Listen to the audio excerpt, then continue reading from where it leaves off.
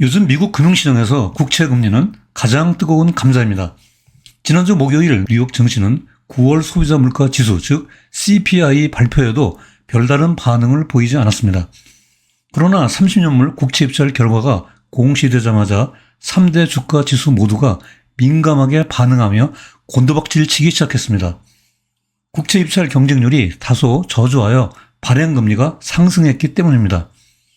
시장에서는 단기금리보다 장기금리가 더 가파르게 상승하고 있는 이른바 베어 스티프닝 현상이 깊어지면서 경기 침체와 은행 파산의 위기감이 고조되고 있습니다. 따라서 오늘 포커스 경제톡의 주제는 국채금리 베어 스티프닝, 금융위기 강력한 신호입니다. 오늘의 이슈 포인트는 경기 연착륙은 희망회로, 금융위기 잠재적 리스크, 그리고 시사점 및 보수적 투자입니다. 자, 이제 그러면 그 상세한 이야기 속으로 들어가 보겠습니다. 안녕하세요. 포커스 경제톡의 우보 박사입니다. 최근 들어 월가에서는 경기 연착륙, 즉 소프트 랜딩이라는 단어가 언급되는 횟수가 급격히 늘어나고 있다고 합니다. 1990년대 이래 이 용어가 가장 빈번히 사용되고 있다고 하는데요. 여기 그래프에서 보듯이 그 횟수가 코로나 팬데믹 때를 상회하고 있습니다. 그러나 역설적으로 이 단어가 언론 기사에 더 빈번히 오르내릴수록 경기 침체에 진입할 가능성이 더 높아진다고 합니다. 한편 로이터 통신은 수익률 곡선의 베어 스티프닝 현상이 경기 연착륙의 희망을 박살내고 있다고 보도하고 있습니다. 최근 미국 국채시장에서 장기채 금리가 급등하고 있는 시장의 우려를 반영하고 있는 것 같습니다. 그러면 위에서 베어 스티프닝이란 무엇일까요? 여기 오랜만에 뽀순이가 묻습니다. 요즘 베어 스티프닝이라는 용어가 자주 나오고 있는데 그 기본 개념이 무엇인지 궁금해 이에 뽀시기가 대답합니다. 그것은 채권 이론의 수익률 곡선에서 장단기 금리의 움직임을 파악하면 쉽게 이해할 수 있을 거야. 그렇습니다. 잘 아시다시피 채권 수익률 곡선, 즉 yield 커브는 채권의 만기별 수익률 구조를 나타내는 곡선이죠. 여기서 가로축은 채권의 만기, 세로축은 수익률을 각각 나타내고 있습니다. 왼쪽 그래프에서 장기금리가 단기금리보다 더 가파르게 상승하고 있는데요. 이를 베어 스티프닝 현상이라고 합니다. 주식시장에서 고음, 즉 베어는 약세를 뜻하잖아요. 채권금리가 상승하면 채권 가격이 하락하니까 약세, 즉 베어인 것이죠. 반대로 오른쪽 그래프에서 단기금리가 장기금리보다 더 빠르게 하락하게 되면 불 스티프닝이라고 합니다. 채권 가격이 올라가므로 황소, 즉 불입니다. 오늘 영상에서는 베어 스티프닝에 대해서만 다루고자 합니다. 현재 단기금리보다 장기금리가 더 빠르게 상승하고 있는 추세를 보이고 있기 때문입니다. 베어 스티프닝은 경제에 어떠한 영향을 미치게 될까요? 통상적으로 베어 스티프닝은 경기순환의 확장 국면에서 발생합니다. 그러나 연준의 긴축 정책의 막바지 단계에서도 발생하기도 합니다. 미국 국채시장에서 1976년부터 2020년까지 베어 스티프닝이 5차례 나타났는데요. 연준의 고금리가 장기화, 즉 요즘처럼 하이어 포 런거 되면 진입 가능성이 높아집니다. 이때 단기보다 장기 금리가 빠르게 오르게 되므로 모기지 금리 상승, 또 회사채 발행 금리를 견인함으로써 자금 조달 비용이 급등하여 경제적 압박이 가중됩니다. 이에 따라 자산 가치를 하락시키고 기업의 투자 위축에다가 생산성이 저하되면서 궁극적으로 경기 침체로 이어져 GDP 및 경제 성장 하락 등 실물 경제가 심각한 타격을 입게 됩니다. 한편 지난 6월부터 이러한 베어 스티프닝 현상이 나타나기 시작했는데요. 여기 그래프에서 청색 선은 10년물, 빨간색 선은 2년물, 녹색 선은 장단기 금리차를 각각 나타내고 있습니다. 지난 10월 10일 현재 2년물 4.96%, 10년물 금리가 4.66%였고요. 그리고 장단기 금리차는 마이너스 30bp였습니다. 이 역전폭이 한때 마이너스 100bp 이상까지 벌어졌었으나 금년 들어 가장 작은 폭으로 좁혀져 있습니다. 지난 6월 말경부터 2년물보다 10년물 국채의 금리가 더 빠르게 상승하고 있기 때문입니다. 여기 이 그래프는 10년물과 2년물 장단기 금리차 곡선을 거꾸로 그려놓은 것입니다. 지난 6월부터 나타나기 시작한 베어 스티프닝 현상은 지난 9월 20일 FOMC 이후에 가속되기 시작했습니다. 연준이 고금리의 장기화 정책, 즉 하이어 포 런거를 공식적으로 예고했기 때문입니다. 이렇듯 긴축 정책이 장기화되고 금리 인하로의 피벗이 지연됨으로써 10년물 장기 금리가 가파르게 오르고 있습니다. 여기에다 인플레이션이 둔화되면서 실질 금리가 상승하면서 장기 시장 금리에 오름세를 부추기고 있습니다. 다음으로 1980년대 이후 10년물과 2년물 장단기 금리차의 역사적 추세를 살펴보겠습니다. 이 그래프에서 보듯이 장단기 금리차는 역전폭이 해소, 즉 디스인버트하기 시작하면서 플러스로 정상화되었습니다. 그 이후 예외 없이 회색 막대의 경기 침체 구간에 진입했습니다. 따라서 현재 월가에 널리 퍼져 있는 경기 연착륙에 대한 기대감은 희망회로에 불과할 수도 있습니다. 또한 40년 만에 역전폭이 가장 컸던 이번 긴축 사이클에서 마이너스 30bp까지 좁혀지고 있는데요. 지금부터 관전 포인트는 과연 그 오른쪽에 경기 침체 진입을 나타내는 회색 막대가 하나 더 그려지는지 여부입니다.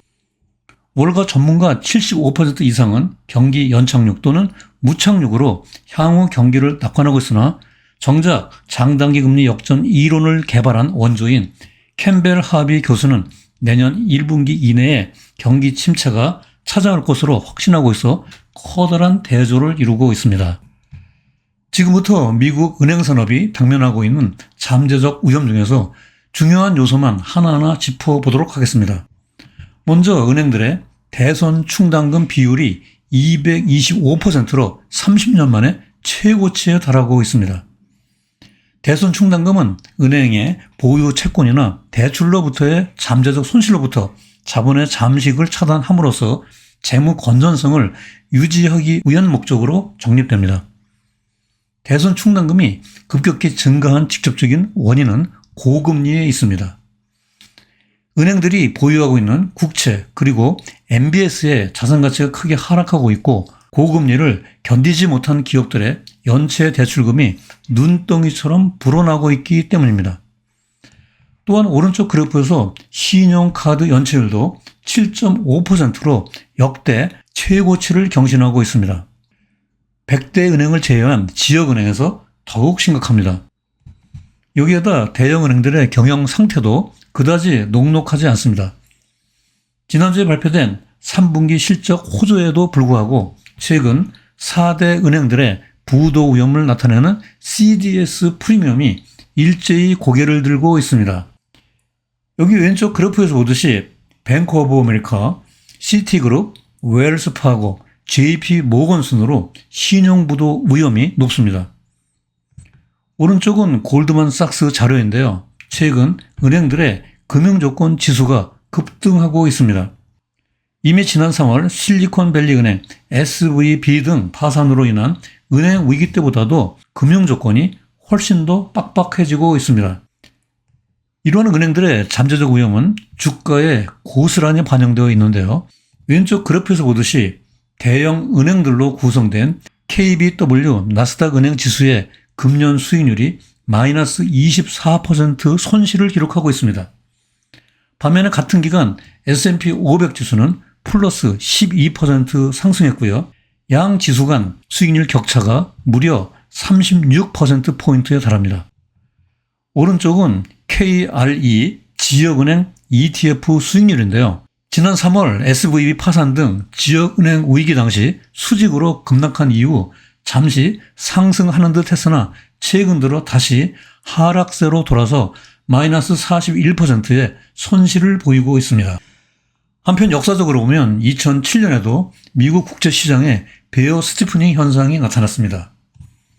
당시 연준은 2006년 6월부터 2007년 8월까지 무려 14개월 동안 기준금리, 즉 정책금리를 5.25%에서 동결했습니다. 금리 동결 기간이 역사적 평균 5 내지 6개월보다 2배 이상이나 길었습니다.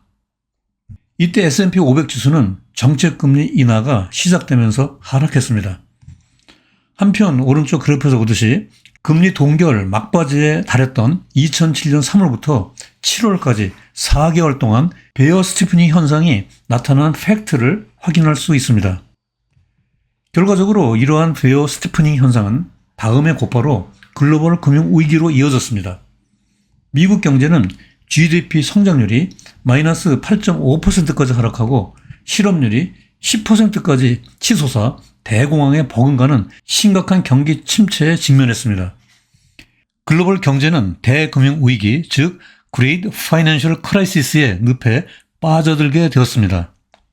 그때부터 4분기 연속으로 마이너스 성장을 기록한 이후 2009년 4분기에 가서야 플러스 성장으로 돌아서고 실업률이 한 자릿대로 잡히기 시작했습니다. 물론 글로벌 금융 위기는 서브프라임 모기지 사태로부터 촉발되었지만 그 이전에 미국 국채 시장에 베어 스티프닝 현상이라는 약한 고리가 있었다는 팩트를 간과할 수 없습니다.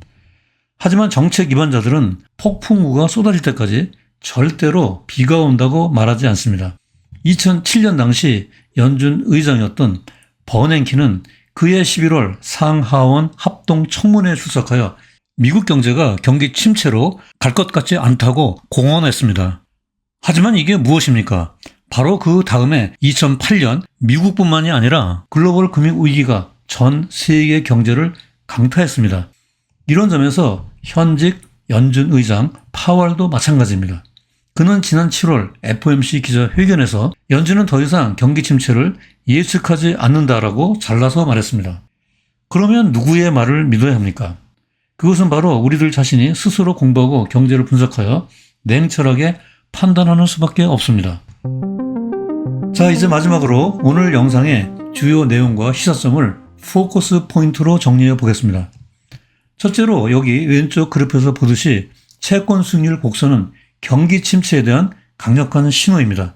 더군다나 경기 침체에 진입하기 전에 역전되었던 장단기 금리차가 좁혀지는 베어 스티프닝 현상이 반드시 나타난다는 팩트에 주목해야 합니다. 이것은 역사적으로 한 번도 예외가 없었습니다.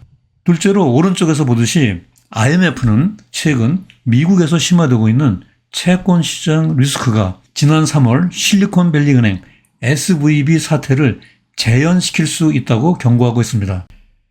그러므로 은행산업 대손충당금 증가, 신용카드 연체율 급등, CDS 부도 위험, 금융조건 악화 등 잠재적 위험에 주목하면서 금융위기로 번져나갈 가능성에 철저하게 대비해 나갈 필요가 있습니다.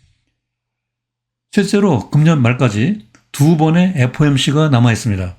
따라서 지금은 연준의 최종 금리 및 피벗 시기 등 긴축 정책 방향과 채권 시장 안정에 대한 의지가 확인될 때까지 보수적 투자 접근 방법으로 리스크 관리에 만전을 기해 나갈 시기라는 점에 유의하여 각자의 투자 판단에 참고하시기 바랍니다. 포커스 그래톡은 매번 영상의 방송 전체 대본을 블로그 우보의 경제나무에 업로드해드리고 있습니다. 먼저 영상을 시청하신 후 아래 블로그에 접속하면 콘텐츠의 구체적인 데이터 확인과 세부 내용에 대한 리뷰가 가능하니 자막 대신에 많이 활용해 주시기 바랍니다. 이번 주도 알차게 보내시고요. 오늘 영상이 도움되었다면 구독과 좋아요 부탁드리고요. 다음에도 여러분들의 경제 지식을 넓히고 투자 생활에 힘과 도움이 되는 유익한 영상으로 또다시 찾아뵙겠습니다. 오늘도 끝까지 시청해 주셔서 대단히 감사합니다.